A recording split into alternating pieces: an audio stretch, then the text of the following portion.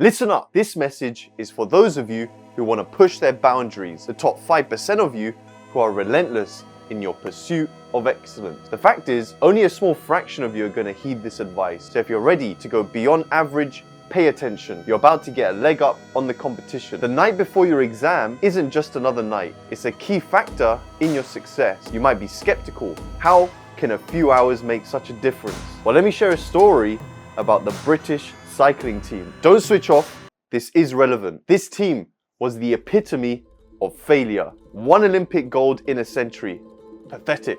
But then a man named Brailsford steps in and starts focusing on what he calls the aggregation of marginal gains. He's obsessed with improvement, however small, from more comfortable bike seats to better sleep conditions. He even hired a surgeon to teach these athletes proper hand hygiene to avoid infections. What does that remind you guys of? And guess what? 5 years later, that same failing team took home 60% of all available medals in the 2008 Beijing Olympics, which was the sweetest Olympics ever. It was epic. You guys are probably too young to even remember what that Olympics was like. Shout out Usain Bolt. All this without changing their training routine. This is the power of marginal gains.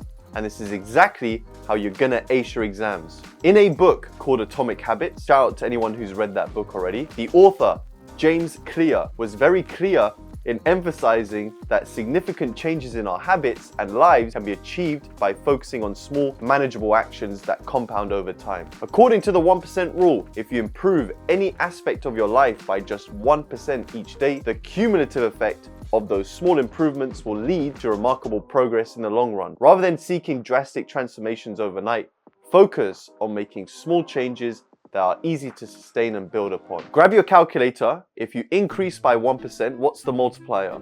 By now you should have said 1.01. If you take 1.01 and you take it, here's a maths question for you. We should all know about compound interest. If you increase a value by 1%, what is the multiplier? By now, you should have already said 1.01. And even my man Einstein once said that compound interest is the 8th wonder of the world. He probably never said that. So if you start making these changes now, you'll be, well, why you guys just have a go at figuring out yourself. What's up guys? You already know who I am, Neil Trivedi, a fully qualified teacher who achieved, wow, why am I saying it in like Shakespeare and that? And I achieved, why don't I just say it how I've written? What's up guys? You already know who I am, Neil Trivedi, a fully qualified teacher, and I achieved my A star in A-Level maths at just the age of 16. I'm here to tell you exactly what you need to do the night before your exam. And if you're new here, make sure you're subscribed to my channel for more content like this. In addition to studying, you need to be in control of every other aspect of your life, especially the night before the exam. Eating, sleeping, basic stuff that 70% of you will probably ignore. But let's get onto that later. The night before is not for cramming new topics, it's for cementing what you already know. Shout out to my bricklayers. Don't stress over what you can't remember. Focus on what you're already familiar with. You're not gonna earn any points panicking over a topic you've never understood. Trust me, I've seen many students lose their cool over it. What? Trust me, I've seen many students lose their cool over this, and it's not a good look. And if you're one of those people who destroy their notes the day before the exam, fine. But if you haven't tested this strategy, don't risk it now. You're not gonna feel prepared and it's going to mess with your confidence. Now your mindset, you need to be calm. Choose a cutoff time and stick to it. After a certain point, studying is just gonna stress you out. Don't sweat the small stuff.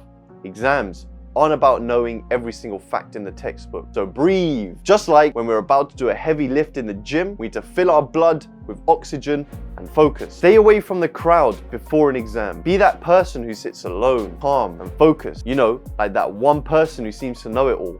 Even if you yourself don't know anything, get into exam mode. It's a bit like putting your phone on Do Not Disturb. When I'm about to smash a personal best on the bench press, I don't need distractions. I need to focus. I need to get in the zone, visualizing success. I'm literally picturing that bar locking out, and that's what you need to do. Visualize acing that exam. Finally, think of eating and sleeping as 3 points. Did I say that right? I think I did, but I don't feel like I did. Finally, Think of eating and sleeping as 3 points. Burning the midnight oil isn't going to earn you extra credit. Research shows it might actually hurt your performance. So don't be that person. Take care of yourself, get a good night's sleep, and you'll be ready to crush it when the morning comes. Good luck. That's going to be it for me, guys. If you learned something, please hit that like button. It helps me out a lot. And make sure you're subscribed for more content like this. I look forward to seeing all of you in my next video. Peace. Brailsford needs to work on these seats though. It's mad uncomfortable.